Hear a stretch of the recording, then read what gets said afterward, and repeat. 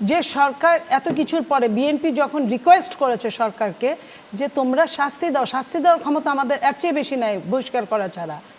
আমরা চেষ্টা করছি, উনি চেষ্টা করছেন, আমরা আশাবাদী উনি আগেই আসবেন এবং উনি এসে নির্বাচন ধরবেন এবং ওনার যে ভোটার নিয়ে যে সমস্যাটা বলছেন এটা নির্বাচন কমিশন এটা স্পেশাল একটা নিয়ে অনেকেরই এটা করা যেতে পারে, করা যায় একটা দলের প্রধান হলে।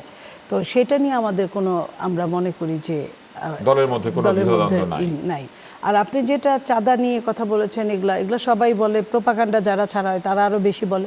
এত বড় একটা দল থাকলে সবাই, আপনি শোনেন যে ক্ষমতায় আসবো, এর পরেও যখন এই ধরনের কথাগুলো আসছে তখন আমরা প্রত্যেকটা কথার উত্তর দিতে আমরা পছন্দ করি যে এইখানে বড় একটা দল হলে যেই দলই হতো একই অবস্থা হতো।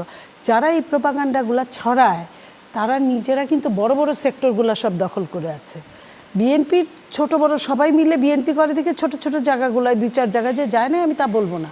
বিএনপির সর্বোচ্চ যে পানিশমেন্ট বহিষ্কার করা থেকে শুরু করে নো দখলদারি অ্যালাউ করে না। আপনি দেখেছেন আমাদের নেতা বলেছেন অন্তর্বর্তী সরকার কি দখলদারি অ্যালাউ করেছে, তাহলে তারা কি করে দখল করলো? অন্তর্বর্তী সরকার দখলদারি এক ধরনের অ্যালাউ করেছে। এইখানেও এই কথাগুলো হয়েছে যে সরকার মবের জন্ম দেয়, যে সরকার এত কিছুর পরে বিএনপি যখন রিকোয়েস্ট করেছে সরকারকে যে তোমরা শাস্তি দাও, শাস্তি দেওয়ার ক্ষমতা আমাদের এর চেয়ে বেশি নাই বহিষ্কার করা ছাড়া, সেটা কিন্তু কেউ না পুলিশ গিয়েছে না সরকার কোনো টনক নেড়েছে। এখানে আইনের অনুশাসন একটা বড় ফ্যাক্টর, যেটা অন্তর্বর্তী সরকার ইচ্ছাই হোক অনিচ্ছাই হোক সেটা থেকে অনেক দূরে চলে গিয়েছে।